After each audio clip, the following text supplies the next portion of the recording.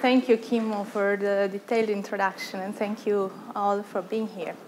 So let me start with an experiment. Think about the most famous piece of art in the world. Just the very first thing that pops into your mind. Okay.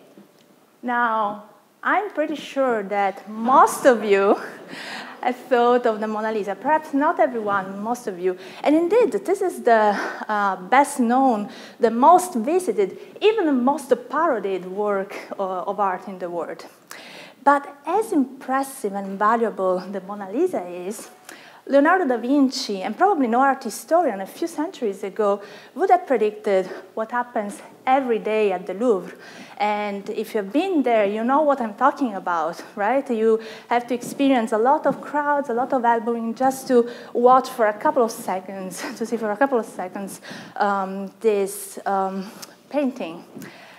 What many don't know is that the Mona Lisa was not always so popular, so well known.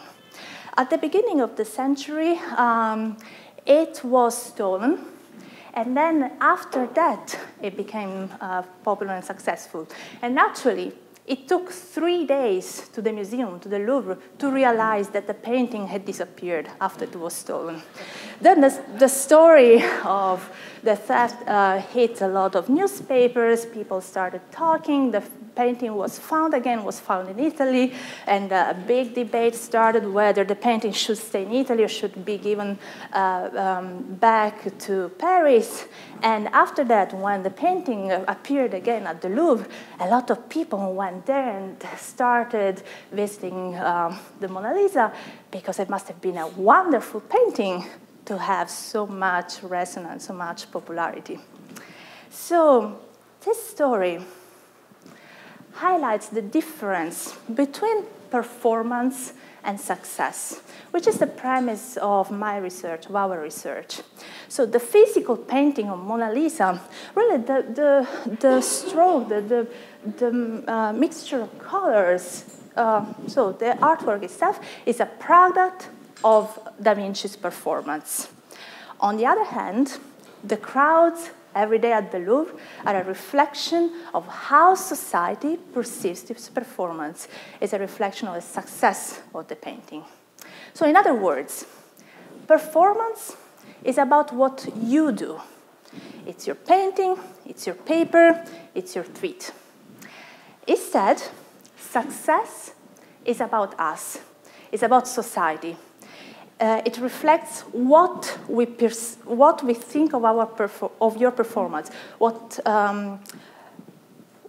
how society reacts to it. So it's a purely social phenomenon, and it exists only in the context of a society. And why is this important?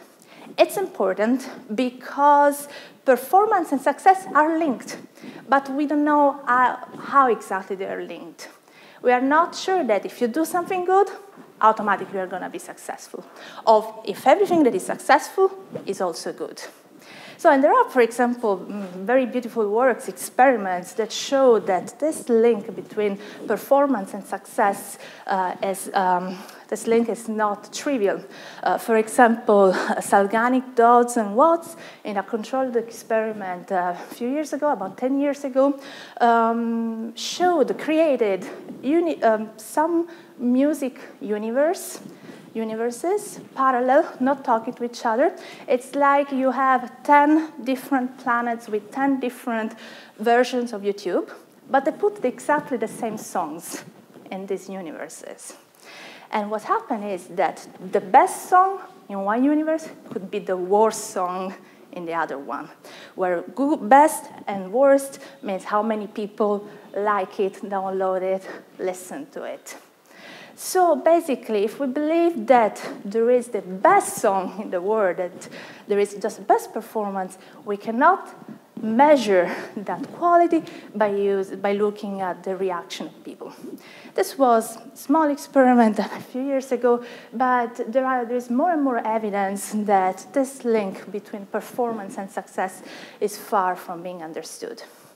So what I want to do today, I want to look under the hood with you, under the hood of the science of success, and I want to walk you through 2 projects that we have worked on recently that specifically answer the question of how does success evolve in a career. So we will focus on individuals and how success changes in time. And then I will go back to the relation between performance and success at the end. So specifically, I want to answer these 2 questions. I want to answer the question of who is going to have an outstanding achievement? And the outstanding means high impact, high success, and when in the career.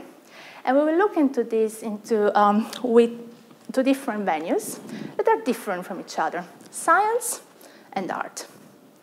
And let me start with science. And all this research, so the possibility to study success is given by the data revolution. So we cannot really quantify success without any data. And for the project that I'm showing, these are the numbers. This gives you an idea of the quantity of data we are using. So it's 40 million publications, 500 million citations on about 300,000 scientists from 9 different disciplines.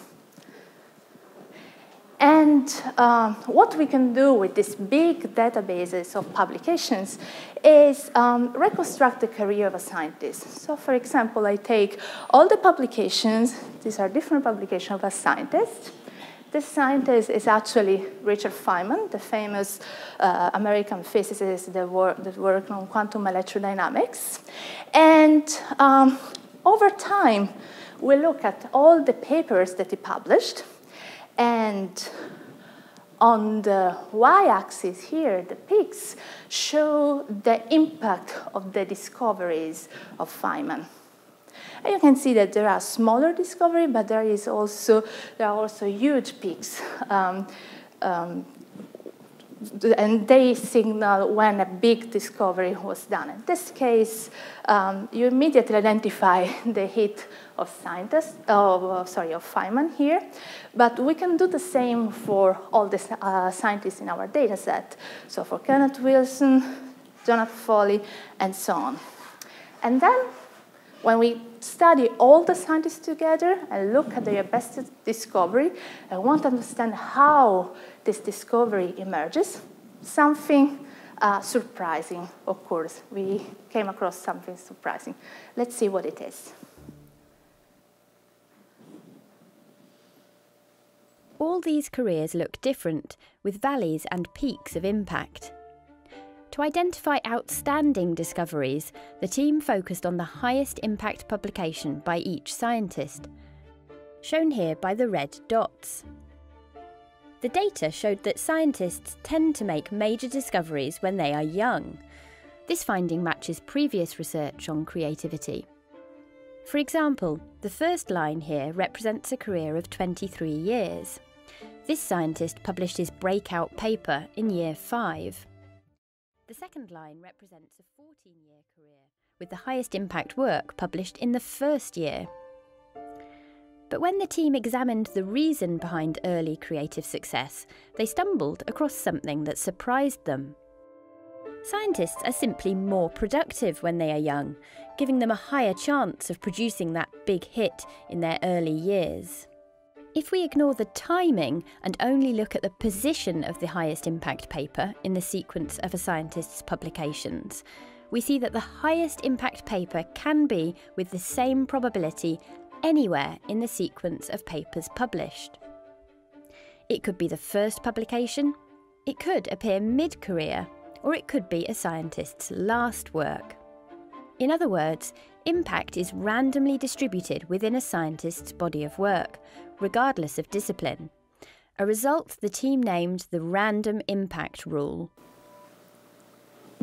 Okay, so if we want to put this in a scientific plot, we would say that the probability to have your best hit, your highest impact paper, it's higher at the beginning of your career and then decays afterwards. But this is an outcome of simply of higher productivity at the beginning of their career. So if we create an expectation, and our expectation is built on our careers, where we just shuffle around the peaks. So we take the middle peak, we could put it at the beginning, in the middle, or the end. So just randomize it, and then make the same measurement on this synthetic set of careers. If we do that, we find exactly the same profile. It overlaps.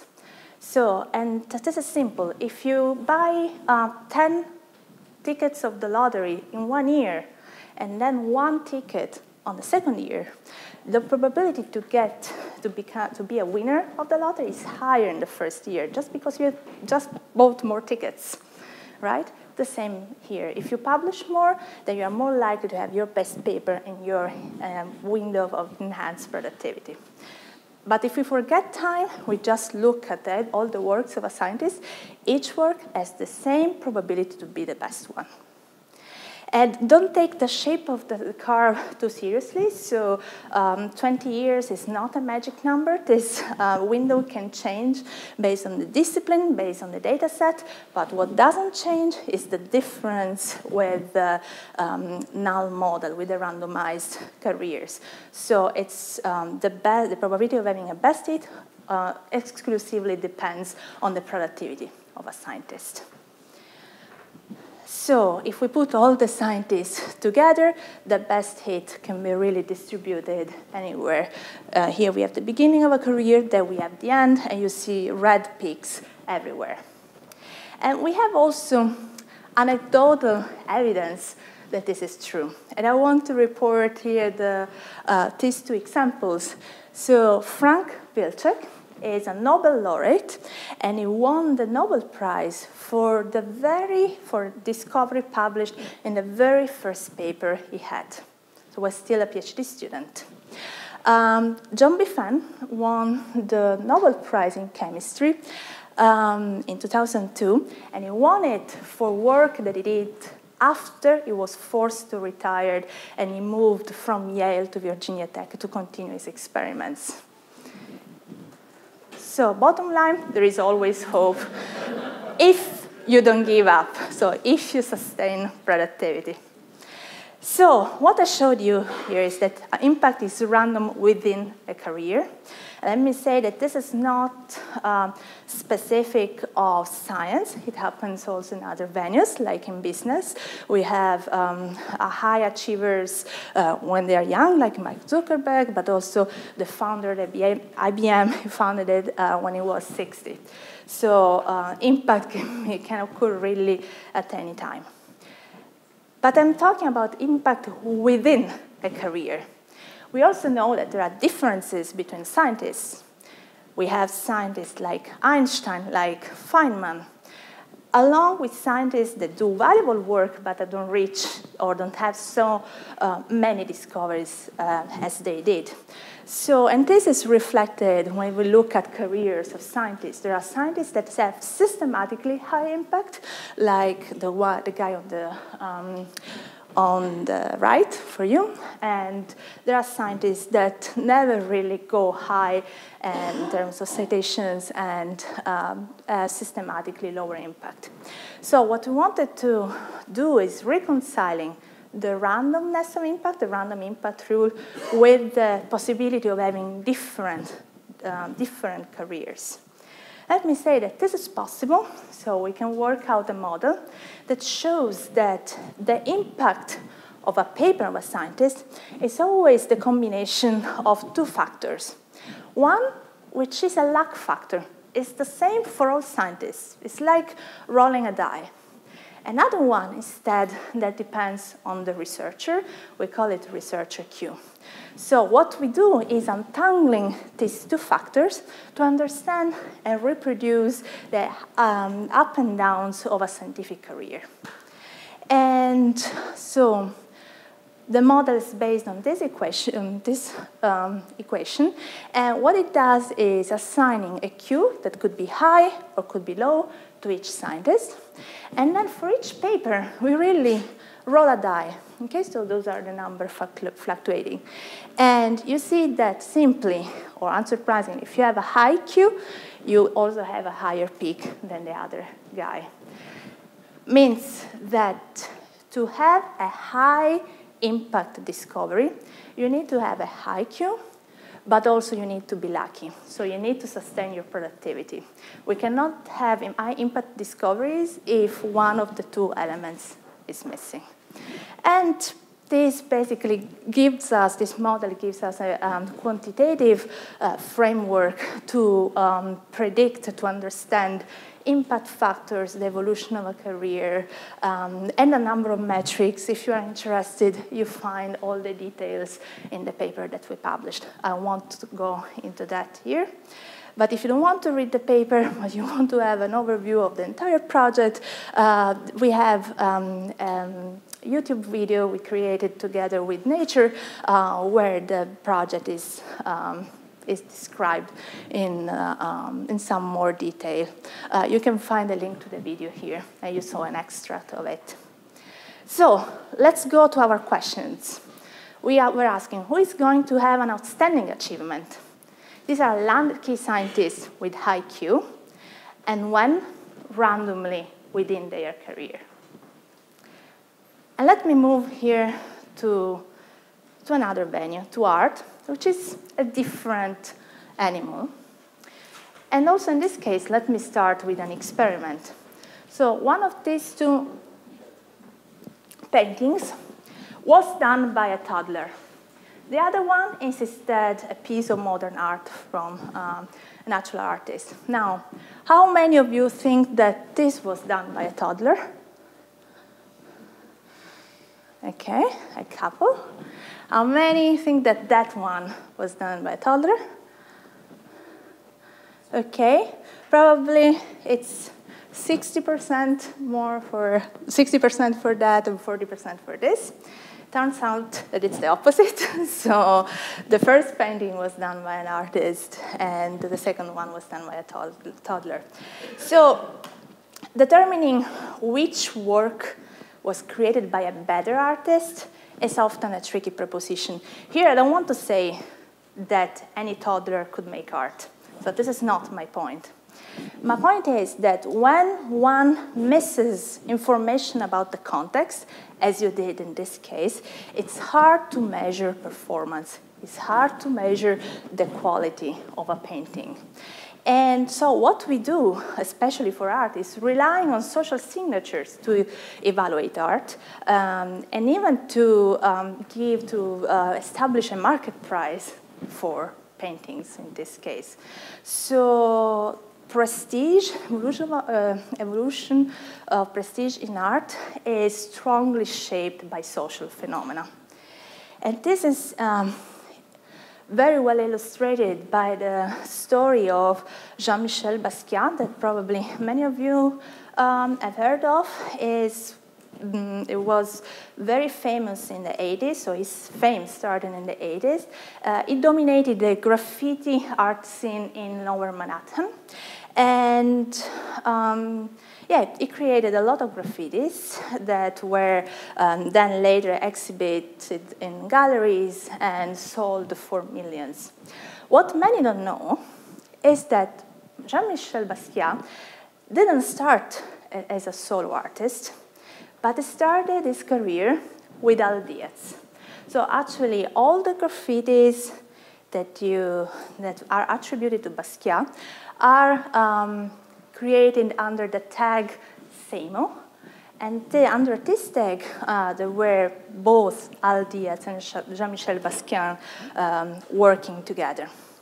Then they had later an argument, and they killed the graffiti tag. So at a certain point, Samo is dead appeared in Manhattan. And then here, something interesting happened.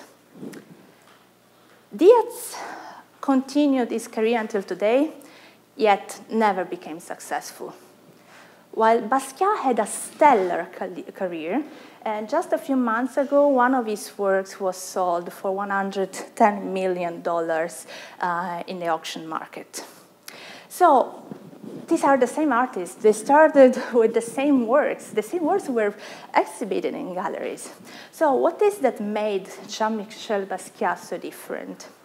And we have to know that Jean-Michel Basquiat started making a lot of friends. He became friends, for example, with Andy Warhol or with Keith Haring, and they introduced him to important gallery owners and important collectors, important players in the art market. So one of the hypotheses is that really the social network of Basquiat launched him and drove his success. And this is what we want to do. We want to test this hypothesis on a large scale, that when performance is hard to measure, like in art, the social network drives success. And we could do this by using, again, a big data set created by an app. The app is called Magnum. You can download it. It's available for everyone. And the data contained in this app is about, the data is about 500,000 artists that had 700,000 exhibitions in different countries. They cover about 140 countries. And in this, the exhibitions happen in museums or galleries, so that we know where the artists went, MoMA, Reina Sofia, Louvre, and so on. And we also have information about the price paid in the auction market for the works of those artists. So we have about roughly a bit less than 3 million sales in the auction market. And with this data, we can reconstruct a career of an artist in the same way we did it for a scientist. But we don't have only information about success of an artist, in this case quantified with the financial success, the value that was paid in the auction market. We also have information of where the artist exhibited his or her works. And in particular, we know the path. We know from which museum or from which gallery to which other galleries the artist went. And why is this information important? Because what we can do is reconstructing a network of institutions, galleries or museums, and see how many artists, say from MoMA, go to Tate and back. So we can construct the movements of artists, and this is a proxy for the invisible network of curators, collectors, gallery owners, art experts in general, that are gatekeepers to the institutions, exhibitions, and that shape the prestige, the value of the artworks today, especially today for contemporary art. So with this data set, we can construct the network of 23,000 institutions. I don't know if you can see it well, but the network looks like this. There is a lot of clusters, regional clusters, so each color is a continent. So a lot of Asian institutions, for example, exchange artists, a lot of American institutions exchange artists. And then there is an area of the network where all colors mix together. And here is where we find the usual suspects, the galleries and museums that we all know, like MoMA or Gagosian or Louvre. What do we do with this network? With this network, using measures of centrality of nodes on the network, many of them, we can quantify prestige. So we realize that the position of a the centrality of a node in the network well correlates with other measures of success, like how well an artist does in the auction market, or the grades given by experts. So we can use a centrality measure, a network measure, to quantify prestige. And then the important, their effect on the evolution of a career of an artist becomes immediately apparent. So if an artist starts on an institution that is highly centrally, highly ranked in the network, will stay longer in the market.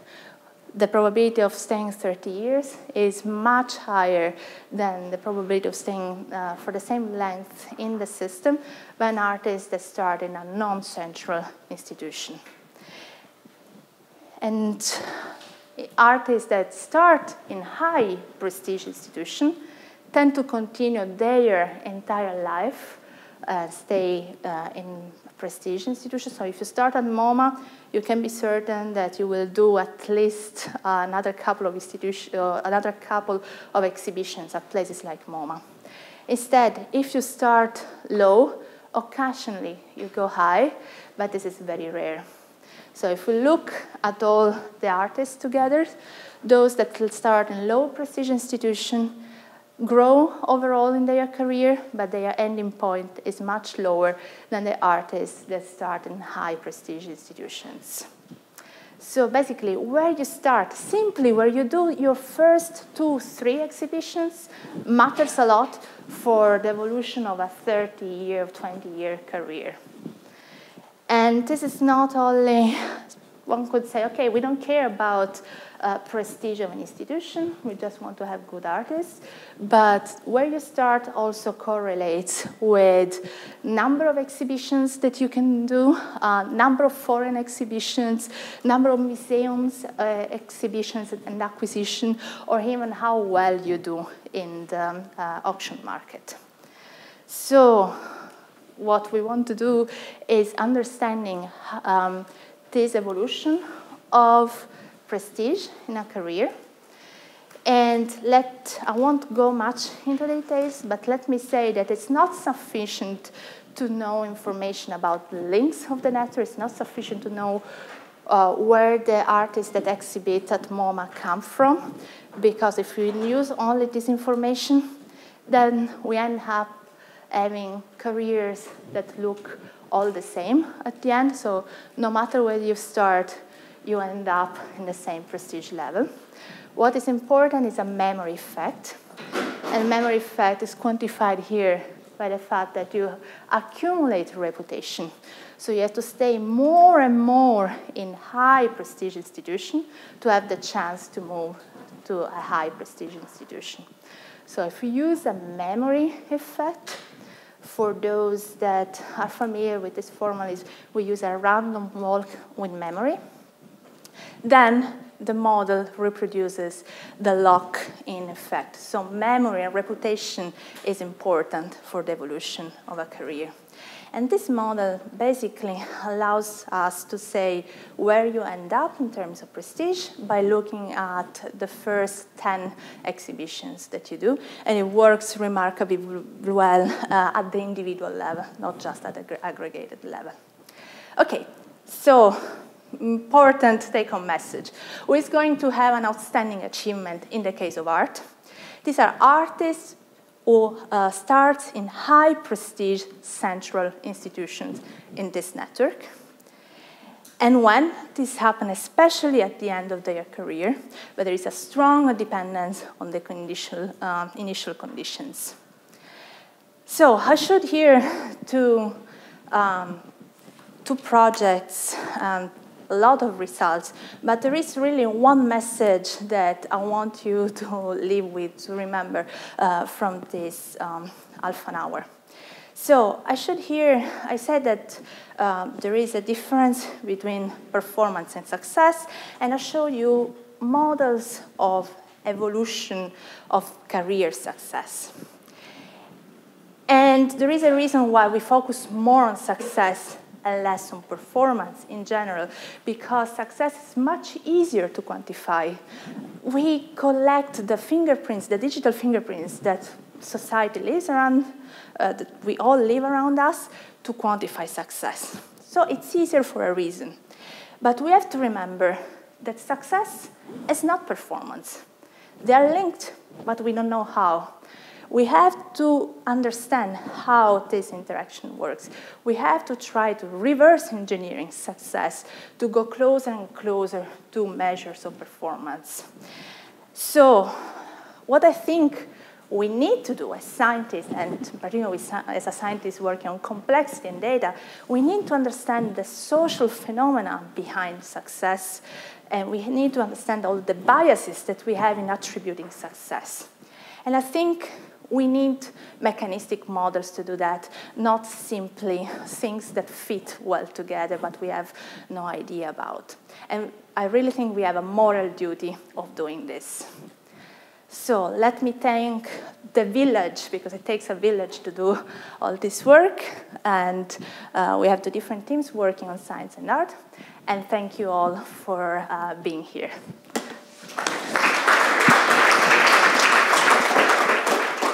Hi, I very much enjoyed your talk. Does the main result you found for art carry over to science? That is, that there's a lock-in effect depending on the prestige of your, say, in where you did your PhD or where you had your first appointment, in the probability of success? So we started looking recently at science, and we explored two venues, right? You don't look just at institutions. So the equivalent of the museum and the gallery is not necessarily where you did your PhD, but it could be also where you published, like the journal venue. And surprisingly, we didn't find a strong effect as it is in art. So the same results do not apply. And for a reason, or my intuition is that in science, the quantification of performance is more objective, right? It's true that some discoveries become successful, some don't, and we don't understand it.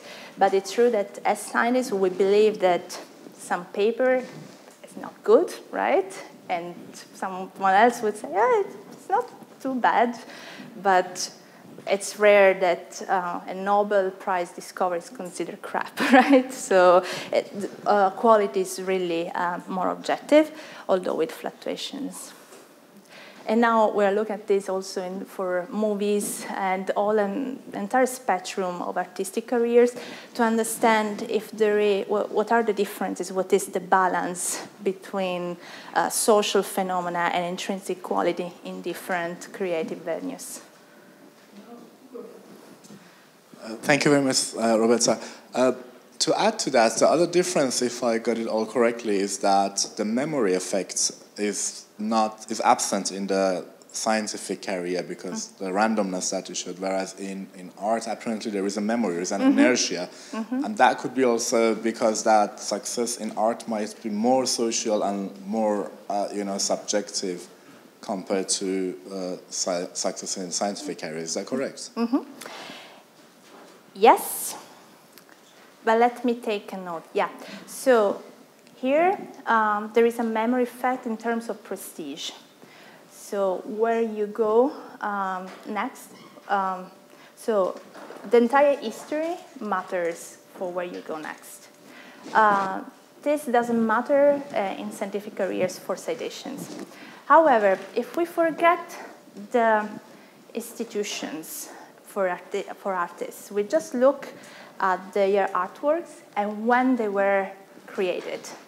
So forget where you exhibited, just when you created the artwork, then the random impact rule appears again. What it means is that even an artist at the late stage of a career could do an artwork which is amazing, or the other way around, it could be at the beginning. Then you tend to exhibit more and more and better institutions later, or to sell better later. So in that case, there is no randomness anymore. Does it answer your question? Okay, thank you. Thank you very much for this interesting talk. I wanted to clarify which 9 disciplines you had been looking at, and how much is this then cherry picking? Yeah. No, so it's all STEM disciplines, and it depends. So it didn't talk a lot about the data, but it comes from Web of Science and APS data. So APS is American Physical Society that gives information about physics, and the other disciplines are economics, neuroscience, chemistry, biology, cognitive science. I'm missing some. I could list all of them if I have the note in front of me. These are the disciplines that are mostly represented in Google Scholar. Why do we do that? Because we need Google Scholar data to disambiguate, to find information about authors in Web of Science. So we need to know that this John Smith is different from this John Smith. And we can do that only if we have a disambiguated data set, Google Scholar. We picked the first 8 disciplines mostly represented there.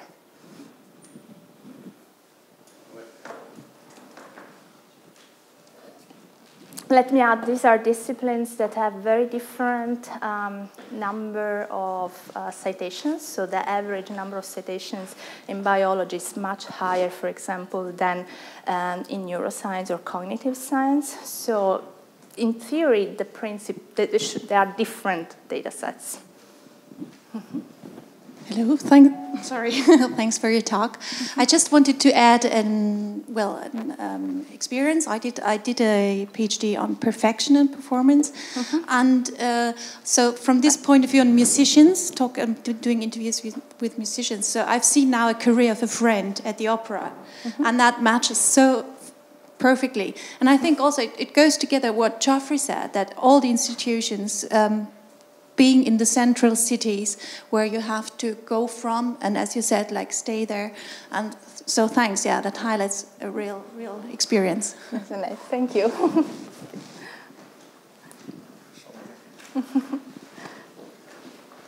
Hi, thanks for the cool presentation, very cool insights.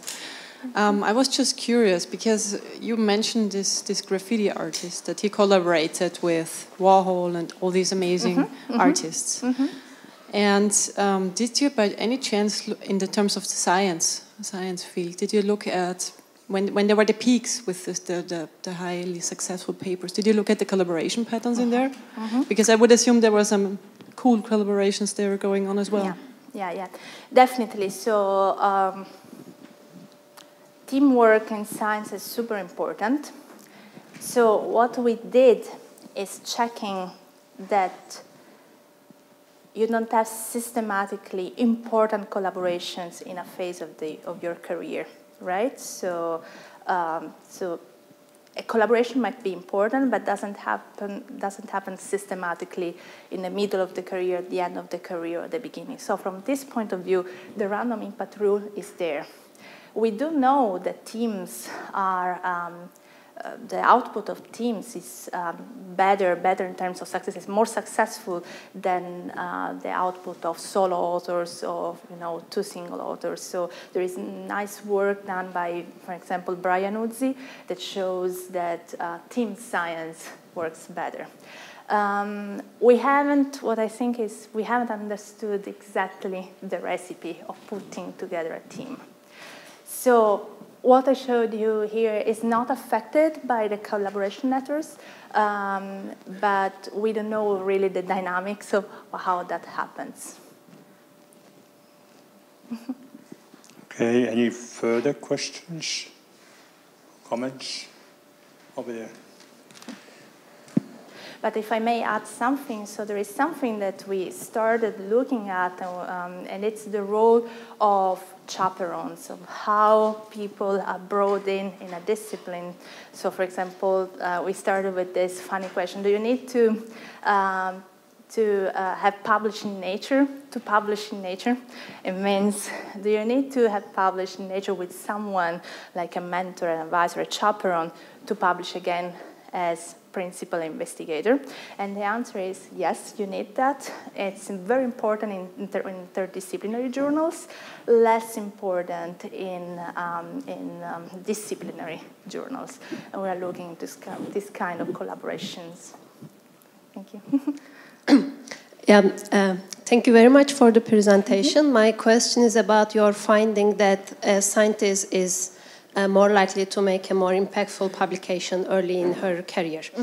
I was wondering if data is somehow normalized to reach this conclusion, because I think if of course, it depends on the quality, but the longer a publication is out there, the higher the chance that it will be cited. Yeah, sure. So is it somehow normalized according to the publication year and the activity duration of the scientist? Yeah, so it is. I didn't give all these technical details, but so the numbers that I showed there for citations are number of citations accumulated over 10 years. 10 years for all papers, so the time length is the same.